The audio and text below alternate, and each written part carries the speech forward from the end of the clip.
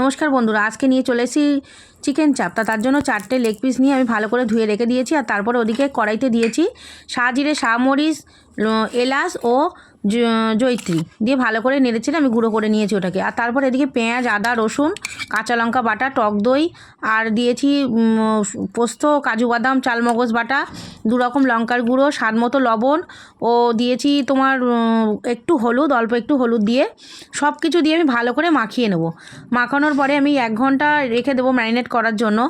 আর 1 ঘন্টা পরে আমি আবার ফিরে এসেছি। আর দেখো তারপরে কড়াইতে দিয়েছি রিফাইন তেল ও কিছুটা ঘি দিয়ে কিছুক্ষণ একটু গরম করে নেব। নিয়ে এলাচ, তেজপাতা ও গোলমরিচ দিয়ে কড়াইতে ফোড়নে দেব। দিয়ে চিকেনগুলোকে দিয়ে চিকেনের বাটিটাকে ধুয়ে আমি জল দিয়ে দেবো। দিয়ে অল্প একটু লবণ দেবো, কারণ আগে একবার লবণ দিয়েছি। আর 2 রকম লঙ্কার গুঁড়ো দেবো। দিয়ে কিছুক্ষণ জোর কমিয়ে আমি কষতে থাকবো।